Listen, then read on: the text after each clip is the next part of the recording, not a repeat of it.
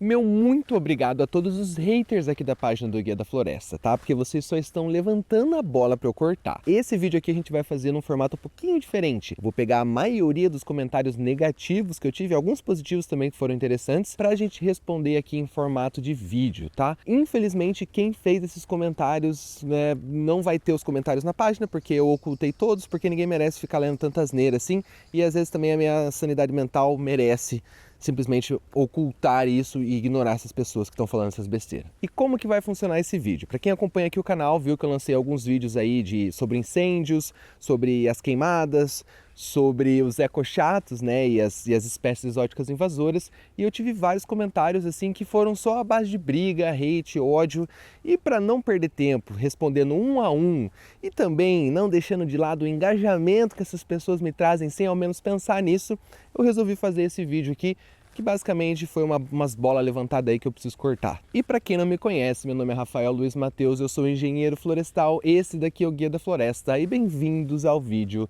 de resposta a esses haters sem noção que tem aqui na página. Um dos vídeos que mais deu o que falar foi aquele vídeo sobre os ecochatos, os jovens místicos, que na verdade era uma deixa para eu poder falar de exóticas e invasoras e de como a maioria das pessoas que se dizem naturalistas, que falam que gostam de planta, que gostam de meio ambiente, às vezes nem prestam atenção que não é só porque é verde que é bom, tá? Que a gente precisa aprender a manejar o meio ambiente conforme as espécies mais adequadas para cada lugar. Inclusive, meio ambiente é um termo meio errado, tá? É só ambiente, meio ambiente é redundante. E mesmo com aquele vídeo que eu tentei ser o mais educado e o mais calmo possível, tiveram muitas pessoas que vieram falar que não, que as exóticas invasoras podem ser usadas quando bem manejadas. Agora, galera, e principalmente a galera da agroecologia que veio falar isso pra mim, tá?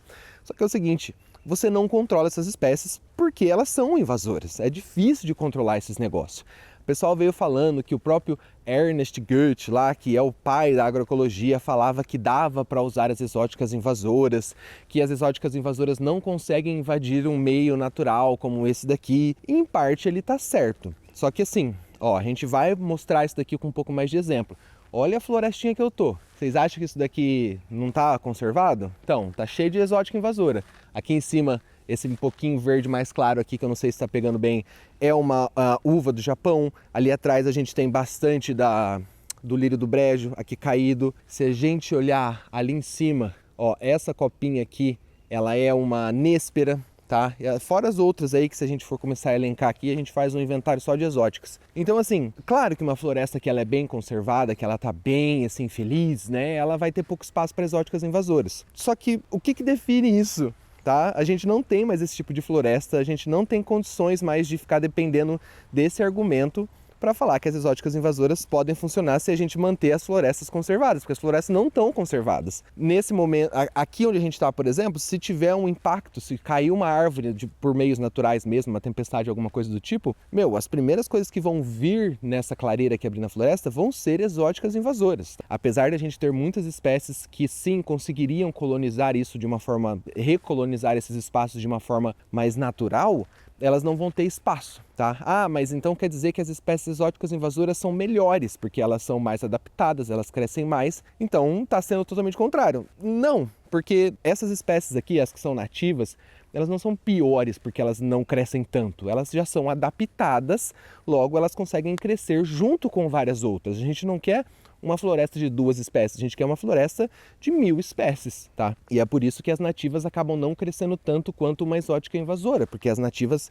elas já estão em equilíbrio com as outras espécies de fauna, flora e todos os outros bichos que tem aqui. Fauna, flora e outros bichos, que coisa. Mas enfim, uma outra coisa que o pessoal falou é o seguinte, mas na agrofloresta eu posso manejar, eu vou plantar minha leucena e antes dela dar a semente eu vou cortar e vou jogar no solo. Tem 2 coisas que eu quero falar sobre isso.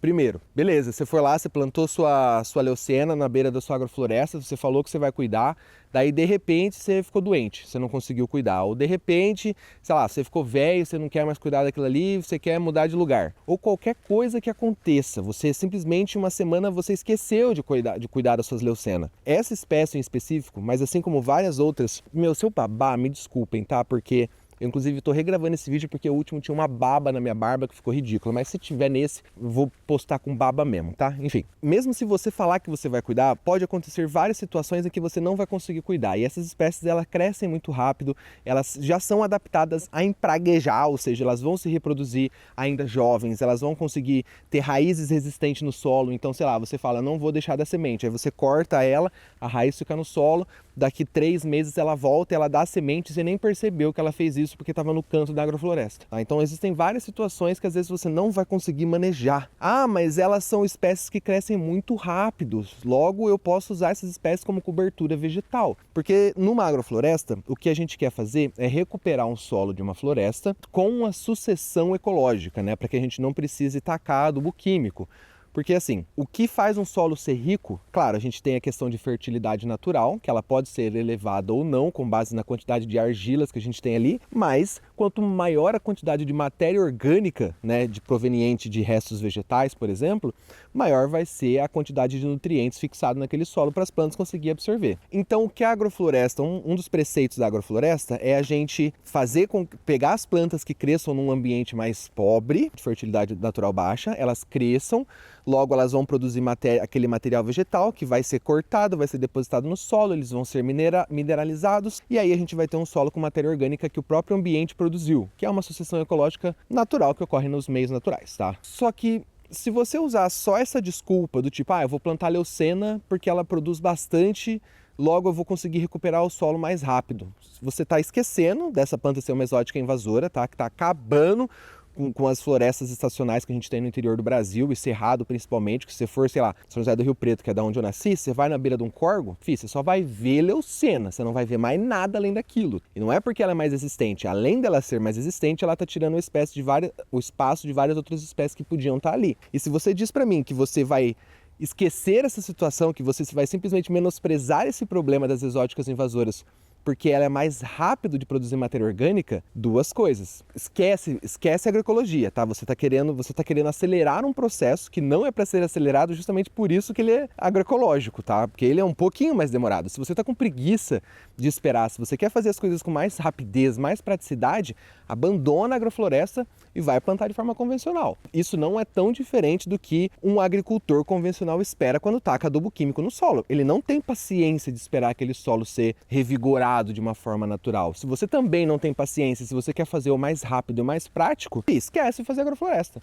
Planta logo de forma convencional ali, que não vai mudar muita coisa. É claro que existem pontos positivos de você produzir em agroflorestas, né? Só que a maioria das pessoas não são o Ernest. A maioria das pessoas não vão ficar 30, 40, 50 anos cuidando de uma agrofloresta. Tem pessoas que vão começar agora, talvez não vão aguentar, talvez não vivem disso, talvez é um hobby. Então existem várias nuances e que, se você quer fazer alguma coisa que funcione, que seja real, o segundo conselho que eu dou: anda nas matas perto da sua cidade. Se não tem, se já destruíram tudo, procure saber qual bioma que você está inserido, né? Qual é a fitofisionomia, e procure onde existe ainda. Porque, por mais que está tudo destruído, em algum lugar vai ter, mesmo que você tenha que pegar o carro e ir para uma outra cidade. E aí você olha as plantas que existem, vejam aquelas que estão ocorrendo na borda, que não sejam exóticas e invasoras. E é claro que para isso você precisa saber identificar um pouco, porque aí você vai conseguir selecionar algumas espécies que produzem rápido e que são naturais. O problema é que muitas pessoas que querem ir para a agroecologia ficam encantadas, porque realmente é uma forma de produção maravilhosa, é bonito, é gostoso produzir assim, porque elas pulam algumas etapas, que são as etapas de estudos, principalmente das espécies que vocês vão colocar nessas situações, nessas agroflorestas. Agora é o seguinte, espécie exótica é uma coisa, espécie exótica invasora é outra, tá? Então quando eu falo para não plantar leucena, é porque ela sim é muito invasora, ela é muito agressiva, ela consegue tirar espaço de várias plantas. Agora, se você quer plantar, vamos usar o exemplo aqui onde eu tô, que é Curitiba, que é uma região mais fria. Se você quer plantar, por exemplo, pera ou maçã, eu não acredito que essas são espécies que vão conseguir empraguejar algum ambiente natural, porque elas são apenas exóticas, elas não são invasoras. Então não tem tanto problema, até mesmo porque se você quer fazer uma agrofloresta que não seja só um mero hobby para você produzir sua própria comida, você precisa produzir aquilo que as grandes pessoas, que a maioria das pessoas tem procura, né? Você precisa ir atrás do que tem de demanda para você produzir a oferta, ou seja, você vai ter que produzir espécies que são exóticas, a menos que você tente fazer um trabalho, principalmente de divulgação científica nas redes sociais,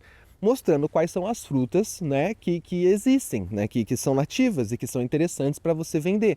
Só que para isso você precisa preparar a sua audiência, preparar os seus consumidores para depois você vender isso. Tá? Então é muito difícil, é um trabalho muito grande e a gente precisa de comer, a gente precisa de pagar a conta, né? Então tudo bem você plantar uma exótica, só que entenda que isso não é o melhor de tudo, entenda que você está fazendo isso, é claro, para ganhar um dinheiro em cima disso e que se você puder, você vai se esforçar para melhorar. Essa é a grande questão. A grande questão é quando as pessoas acham que tipo assim, ah não, a gente já está num futuro pós-apocalíptico, eu já estou produzindo em agrofloresta, então já está bom, não tenho que melhorar. Claro que tem que melhorar, tem sempre que melhorar. E lembrando, o Ernest foi um cara fantástico, ele era um cara muito bom, só que ninguém é igual ele. E mesmo ele sendo uma pessoa fantástica, ainda existem pontos que a gente pode melhorar, tá? Ele não é o detentor de todo conhecimento, assim como ninguém é, tá? Eu sou um Zé Pitaco que tô falando só um monte de pitaco aqui, tá bom? Mas enfim, ó, vou mostrar um negócio para vocês aqui na prática de como que funciona um lugar que tá com uma mancha de exóticas invasoras, tá? Para vocês verem a diferença de biodiversidade só aqui dentro dessa matinha. Então, bora lá. Estamos aqui, né, Floresta Ombrófila Mista, trilhinha maravilhosa aqui no Parque Barigui, em Curitiba. Floresta Ombrófila Mista, tá? Para quem não sabe, é a floresta que tem araucária, tá bom? Mista porque ela tem um indivíduo de coniferalis, uma espécie de coniferalis ali no meio. Mas enfim, voltando. Aqui a gente tem, tá vendo essas plantinhas aqui, ó? Essa folhinha. Olha ali como é que ela é bem evidente ser diferente, tá vendo? Ela tem um tomzinho um pouco mais claro. Olha como ela tá fechando aqui o dossel. Não chega a ser o dossel, né? É a parte do extrato médio, digamos, da nossa floresta. E tem muito dela, ó. Tem uma aqui também. Aliás, não, ali ela atrás. Aqui. Ali atrás tem mais algumas. No chão tá cheio de muda. Ó, ali atrás também tá querendo subir. Aqui. Isso, pessoal, é uma uva do Japão, tá? Sair do sol. Então isso, pessoal, é uma uva do Japão, é uma espécie de árvore exótica invasora. Ela tem uma madeira muito boa, ela cresce muito rápido, inclusive poderia até ser explorada, tipo assim, não para ser replantada, mas para que a galera fosse nos parques para retirar isso para fazer madeira, porque a madeira dela é muito boa, só que ela é uma praga. Vocês estão vendo? Aqui onde elas estão sombreando, elas estão tirando espaço de qualquer outra arvoreta que poderia subir, de qualquer outro arbusto. Então a gente tem os nossos peepers aqui, as nossas piperáceas, né? Que tem gente que chama aí de... fugiu o nome. Ai, meu Deus, como eu odeio perder o nome das coisas. Ah, não vou lembrar, gente. É o peeper. Então aqui a gente tem, por exemplo, o nosso peeper, né? Que é uma piperáceazinha arbustiva aí de subbosque que tem pra caramba. Ó, peeper.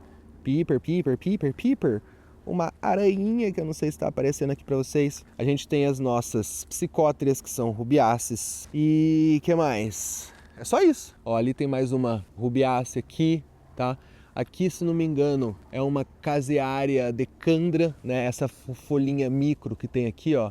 Meu celular não vai focar porque tá de baixo para cima. Mas se a gente for olhar aqui, da onde está fazendo o sombreamento aqui, né, onde essas espécies estão ocorrendo, a gente só tem duas espécies praticamente de arbustos, tá? E árvores, digamos assim, que poderiam estar subindo. À medida que a gente vai andando um pouquinho para o lado, tá? Ó, tá acabando aqui a copa delas, né? Ó, acabou. Para cá não tem mais. Começou a surgir mais alguma coisa? Ainda não. Mas ó, ali a gente já tem, ó, acabou aqui as copas, né? Aqui a gente já tem um Solanus svartziano, não sei se é assim que se pronuncia, mas é um solano.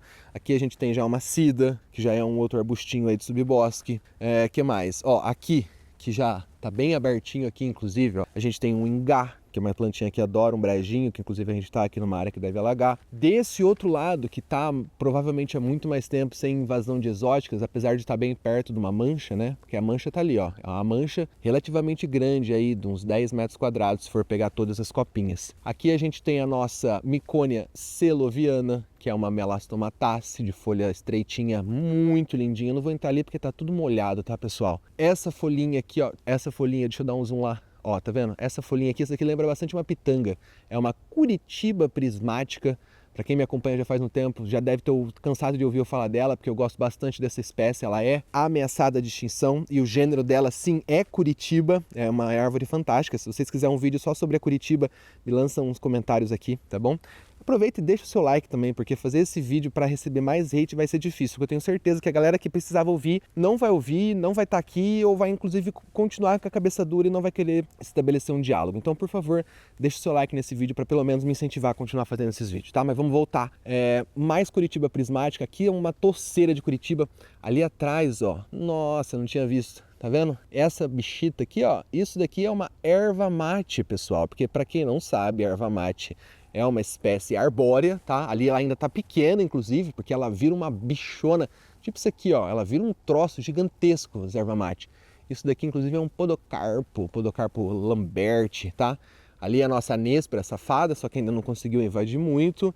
O que mais? Tem mais espécies aqui. Ali é um outro solano que está tombando ali em cima. Aqui é mais a nossa psicótere de novo. Aqui é uma capororoca. Enfim, então é basicamente isso. Se a gente for olhar só aqui, onde tem uma mancha de exóticas invasoras, é bem difícil de que venham outras espécies nativas, porque elas estão tomando alguns recursos, que recurso é tudo aquilo que se eu pego você não pega, que aqui no caso é, por exemplo, luz. Então pode ser que, por exemplo, elas só vieram porque não existiam espécies e agora, tipo, o que veio primeiro? A espécie exótica invasora num espaço que não tinha nativas?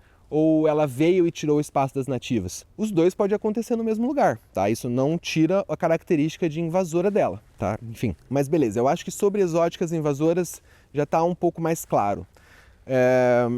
E claro, se vocês tiverem ainda dúvidas sobre isso, a gente pode continuar, existem 1 milhão de outras coisas que a gente pode falar sobre exóticas invasoras, esse é um tema muito grande, tá? E que é triste falar sobre ele porque teve uma pessoa que comentou aqui que foi muito massa, um cara comentou, desculpa, eu não vou lembrar teu nome, que ele falou: não se faz conservação na base da emoção. Cara, isso é basicamente o que eu devia ter dito naquele vídeo lá dos ecochatos. Você deve ser deslumbrado, porque isso te leva até as matas, isso abre teus olhos, né, para você começar a estudar o meio ambiente, mas você não deve trabalhar com isso na base da emoção. E quando eu digo que é para tirar as exóticas invasoras, não é exatamente cortar e deixar assim, é a substituição. Então, por exemplo, aqui a gente já está com uma impregnação dessa porcaria de uva do Japão, então teria que vir cortar elas, se possível até arrancar um pouco da raiz e fazer plantio de mudas ali no pé dela para ver se consegue sombrear e não deixar elas virem, tá? Então não é cortar e tirar e deixar sem nada, não é não plantar as coisas, é fazer a substituição por espécies nativas.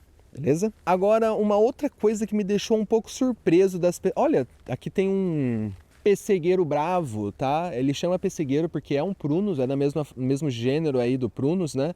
Só que ele não dá um pêssego assim comestível, até porque toda planta que tem um epíteto aí como tem um nome popular de bravo, né? Pessegueiro bravo, geralmente é porque lembra um pêssego, mas não é nativo, não é comestível. E nesse caso aqui tem uma característica muito legal dessa planta, ela tem um cheiro de amareto e demora uns segundinhos, saiu. Nossa, um cheiro de licor de amareto. Amareto é um licor de amêndoa, se não me engano, tá? E é uma espécie aí com folhas dísticas, margem inteira, folhas simples e alternas. Tá? É nativo de vários lugares do Brasil, nosso pessegueiro bravo ou prunus brasiliensis, beleza?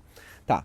Uma outra coisa que me deixou, inclusive, bem surpreso de alguém usar como um argumento que achava que ia me deixar mal, né, nos comentários. Tiveram algumas pessoas, e não foram poucas, que vieram e falaram assim: ah, você nunca plantou uma árvore. O que você tá falando? Tipo, tá. As pessoas que publicaram esses negócios, a maioria delas tinha alguma coisa a ver ali com futebol, tinha uma foto de um jogador, enfim. E eu acho engraçado, porque provavelmente você nunca foi jogador profissional e você fala de futebol. Então, né, o que isso tem, o que o fato de eu ter ou não plantado alguma coisa, ou ter feito algo, me impede de ter lido alguma situação, de ter lido um artigo, de ter visto outras pessoas que fizeram isso e relataram as suas experiências de uma forma comprovada e empírica, né? Não é uma revista aí de quadrinho, não é um...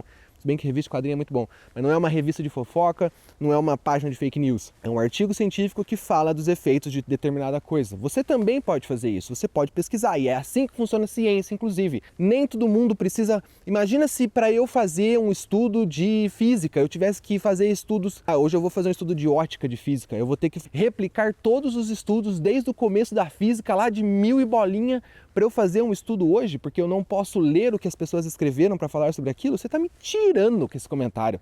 Então, cara, perder seu tempo para escrever um negócio desse é só mesmo para querer me ajudar e dar engajamento na minha página, tá? Mas enfim, Para sua surpresa, tá? Eu sou engenheiro florestal, já vai fazer um bom tempo, já fiz meu mestrado e eu trabalho na área da conservação. Ou seja, quem trabalha com conservação tem duas coisas aí principais que pode fazer se for partir para a área de consultoria ambiental, que é o meu caso, que eu tenho uma empresa de consultoria ambiental aqui em Curitiba, tá? Inventários florestais de nativa e PRADes. Para quem não sabe, o inventário florestal de nativa é o seguinte: tem uma pessoa, né? Aliás, estou dando um exemplo. Imagina uma pessoa que comprou uma área como essa e daí ela quer construir uma casa. Eu não estou falando de quem vai... Para tudo serve, né? Mas eu estou dando um exemplo mais básico. A pessoa quer construir uma casinha e ela não sabe onde construir essa casa, né? Porque existem leis ambientais que protegem as florestas. Então, elas chamam um engenheiro ou uma engenheira florestal para vir aqui fazer um levantamento das árvores, principalmente, e também das outras espécies, né, que não sejam só arbóreas, mas de arbustos, ervas, epífitas e tudo mais, para indicar onde que seria o melhor lugar, onde que seria o menor impacto, né? E isso a gente tem que levar em consideração áreas protegidas, APP, um monte de coisa. E também falar assim, olha, se você cortar aqui, vai ter um impacto. Esse impacto não vai ser tão grande quanto se você fizesse nos outros lugares da propriedade, mas mesmo assim, você vai precisar fazer alguma coisa de compensação ambiental. Tem muitas pessoas que eu tenho certeza que vão vir aqui criticar compensação, que compensação não funciona, que não é a mesma coisa, mas no momento é o que a gente consegue fazer, tá? E uma das formas de fazer compensação é replantar uma floresta. E isso que seria uma das formas de PRAD, né? Que... Eu vou mostrar um negócio para vocês já. Que é um projeto de recuperação de áreas degradadas. Tá? Inclusive, se aquela uva do Japão que estava lá atrás desembestasse a crescer e impactasse toda essa área, cortar ela e replantar e substituir por nativas já seria um projeto de recuperação de áreas degradadas, tá bom? Queria mostrar para vocês um negócio antes de continuar. Olha só, tem um... Eu não vou chegar muito perto, mas... Tem um cogumelinho ali, ó, lotado. Agora eu cheguei perto, eles sumiram, mas tava preto embaixo de mosquinha. Os bichinhos adoraram ali o cogumelinho fedido. Mas nem tá dando pra sentir muita coisa aqui. Mas enfim, e aí o PRAD é você recuperar uma área. Então a pessoa foi lá, me chamou, eu fiz um inventário. Eu disse pra ela, olha, a sua área tem um pedaço que tá lotada de uva do Japão. Isso já é uma área impactada. Então você cortar ali, fazer uns 40, 50 metros quadrados de corte para fazer sua casinha ali no meio, qualquer outro empreendimento, não vai ser tão problemático. Só que é óbvio que mesmo se eu cortar só as uvas do Japão aqui, podem ter outras espécies no meio que a gente vai ter que fazer o inventário e vai ter que ver, e vai ter que replantar isso de alguma forma. E não é tirar a árvore e plantar em outro lugar, porque isso muitas vezes não funciona e é super caro. É você realmente ir num viveiro florestal, né, comprar as mudas e fazer o replantio. Então, desde quando eu saí da faculdade, eu vivo de inventário florestal, e eu vivo de PRAD, eu vivo de plantar mudas, de falar para as pessoas como que elas podem trabalhar as propriedades dela de uma forma que não vai ser tão impactante, o que é muito triste, porque a maioria dos trabalhos de inventário são para corte mesmo, só que a gente tem que unir o útil ao desagradável. Então, eu estou tentando proteger a natureza, a pessoa precisa cortar um negócio, eu vou lá na fazenda, na área dela e falo assim, olha, aqui é o lugar mais tranquilo para você fazer isso, que você não vai afetar tanto o meio ambiente. Para isso você vai precisar recuperar tal e tal coisa. É difícil para mim, porque eu sou da conservação e eu trabalho com áreas para corte. Só que imagina se fosse uma pessoa que nem gostasse do meio ambiente. A pessoa ia falar, mano, faz aqui, tira esse cedro, eu nem vou colocar no relatório. Tá? Tira essas araucárias daqui, eu nem falo que tem, eu falo que era abracatinga. Isso acontece demais, tá, pessoal? Só que só no meu caso, se for juntar todos os projetos de recuperação que eu fiz, eu nunca parei para contar, eu já fiz uma média assim meio por cima. Cara, já passa de 1.200 árvores, tá? E em projetos que eu desenvolvi que viraram florestas, tá? Mais de 1.200 árvores. Só que assim, é óbvio, dessas 1.200, nem todas foram eu que realmente fui lá e plantei.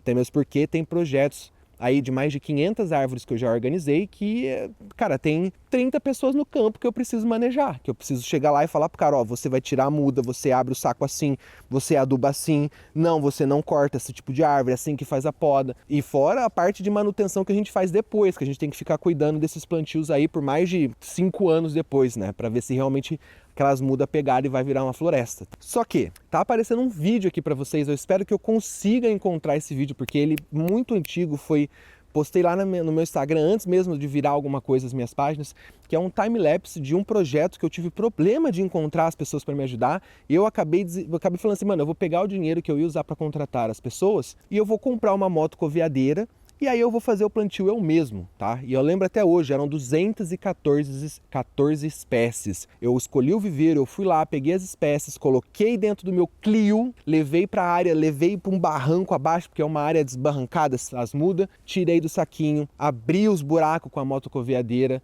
coloquei o adubo, coloquei a muda, coloquei a estaca, amarrei, marquei, bati o ponto no GPS e ainda fiz a medida de altura e de diâmetro dela. E ainda fiz o relatório depois para entregar para o cliente, tudo isso em 15 dias, tá? 214 espécies, tá bom? Então assim, eu não acho que eu precisava ter feito isso para ter voz de fala, se eu falo para vocês aqui as coisas que eu costumo falar. Eu sei que ficou um pouco confuso isso, tá? Mas se a gente for depender disso, de você ter feito aquilo para poder falar, acabou, não existe discussão mais em nenhum lugar, tá? Não existe ciência, não existe mais nada.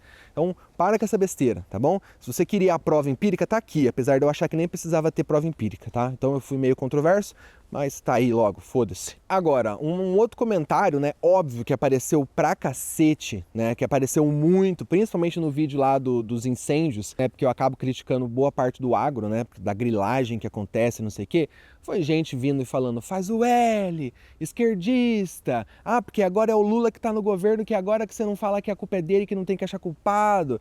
Então vamos começar a responder essa galera. Primeiro, preciso reforçar, nem precisa postar isso se você quiser escrever comentário, tá? Porque aí eu já oculto na hora e se eu não ocultar, você tá só me dando engajamento, tá bom? Então se você não gosta, já nem assiste, tá? Mas eu acho que seria bom você assistir porque eu não sou esquerdista, tá? Aqui na página, eu não sei se deu pra perceber, mas eu não defendo nem... Eu nunca falei de partido, eu nunca falei de Lula, eu nunca falei de nada. Eu defendo ideias de conservação, tá? Eu não defendo pessoas, eu defendo ideias, tá? Eu defendo ações de conservação. E se você tem um mínimo de discernimento, você consegue perceber que o governo que a gente tinha anteriormente não era um governo que dava a mínima de atenção para o meio ambiente. Era claro para eles, eles deixavam claro que não era uma das pautas que eles defendiam. Isso eles falavam, isso eles diziam e deixavam claro. Então não venha você me dizer agora que eu estou inventando essa besteira, porque eles diziam isso, eles deixavam isso claro para passar a boiada e tudo mais. Agora nós estamos num governo que não é perfeito, muito longe de ser perfeito, mas que tem uma abertura para discursos e ações de conservação muito maior. Então é óbvio que aparentemente eu vou ter um pouco mais de simpatia com esse discurso, com esse governo que a gente está tendo agora, porque existe mais abertura para isso. Não é porque eu concorde com tudo que o governo faz, que eu gosto de Lula, nem que eu tenha votado no Lula ou qualquer outra pessoa aí de esquerda ou de direita, tá? Então assim, eu nunca vou ficar aqui batendo pé, falando, quer dizer, se precisar em algum momento eu vou falar sim de política, mas eu vou usar um discurso de conservação que esse ou outro partido ou candidato falou, e não porque ele é um santo, tá? Porque isso não existe em lugar nenhum. Todo político, no fim, vai ter algum viés de esquisitice. Só que eu ainda acho que, para a gente fazer conservação, a gente precisa de conciliar economia, política, sociedade. Não é só deixar a mata verde e tirar o ser humano dali. Não, isso é o conceito de preservação. Isso é o conceito da natureza, o mito da natureza intocada, que eu preciso fazer um vídeo sobre isso. Que é inclusive diferente do mito do bom selvagem, que diz que todo indígena é bom, que basta você deixar um indígena lá que ele vai... Isso daí é discurso de iluminista europeu, tá? Que fala que porque a gente é macaco que vive na floresta que a gente consegue viver em harmonia com o meio ambiente, tá? Nenhum dos dois discursos está certo. Então conservar, que é você manter a natureza unida ao ser humano de uma forma equilibrada, que são as ideias que eu defendo. E o governo de agora tem uma abertura maior para a gente falar sobre isso. Eu não tenho medo de vir nas minhas redes sociais e falar sobre conservação e ser apedrejado, e ainda com razão, porque as pessoas acham que está certo bater nas pessoas na rua quando não tem o mesmo discurso que você, tá? Lembrando, por mais que às vezes eu não tenha o mesmo discurso que você, eu tento manter o respeito. Eu não vou xingar você, sua mãe, sua família, sua 13ª geração, tá bom? Porque não adianta eu ter um discurso diferente do seu e eu ser desrespeitoso. Eu falar que a gente pode, né, bater em mulher, ou falar que minha filha foi a mais fraquinha, minha quarta, quinta filha aí foi a mais fraquinha, por isso que veio mulher. Enfim, vocês entenderam a referência que eu quis dizer, né? Enfim, inclusive, eu queria fazer um agradecimento, porque eu não sei se essa pessoa assiste aqui os vídeos, mas aparentemente assiste os meus stories, tá? muito obrigado pela presença da ilustríssima aí ministra do Meio Ambiente, a Marina Silva, que hora ou outra eu vejo que deu uma olhada lá nos meus stories no Instagram, que curtiu uma coisa ou outra. Eu acredito que não seja nem ela, né, que faça ali, que ela deva ter, né, um social media. Mas muito obrigado por vocês me acompanharem nas redes sociais. Às vezes eu olho lá que apareceu e eu fico até com medo de ter falado bosta. Para variar, passou um avião aqui, porque toda vez que eu vou gravar o vídeo aqui no Barigui, passa 700 aviões, eu tenho que ficar parando o vídeo. Mas enfim, muito obrigado à presença da Marina Silva, ou do social media dela aí nas minhas redes sociais. E eu queria deixar claro para ela e para todo mundo que está aqui me assistindo, que apesar de eu falar muito de botânica, que inclusive foi o que me tirou desse trabalho mais profissional, não mais profissional, mas mais assim, do dia a dia, de ficar fazendo inventário para corte, porque isso me dói muito o coração, mesmo eu tentando fazer da forma mais ética possível, foi identificar as plantas e vir para cá, falar com vocês, tanto aqui no YouTube quanto nas minhas redes sociais. Só que a minha área de pesquisa, tá, pessoal, para quem ainda não sabe,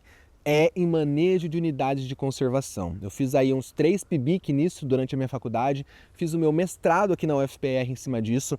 Então, a minha especialização é em fazer manejo de áreas protegidas, né? Como que você cria um parque da melhor forma possível para atingir o objetivo dela e não entrar tanto em conflito com produtores rurais, com comunidades tradicionais, com cidades, né? Com outros interesses aí da nossa sociedade no geral. Até mesmo por isso que quando eu falo de manejo do meio ambiente, eu acabo fazendo até meio sem roteiro, porque aí eu falo o que eu já estudei, o que eu já vi, o que eu já li, o que eu já experienciei, tá bom? E aquilo, se vocês quiserem ver mais coisas sobre esses temas, deixa aqui pra mim, tá? Escreve aqui pra mim.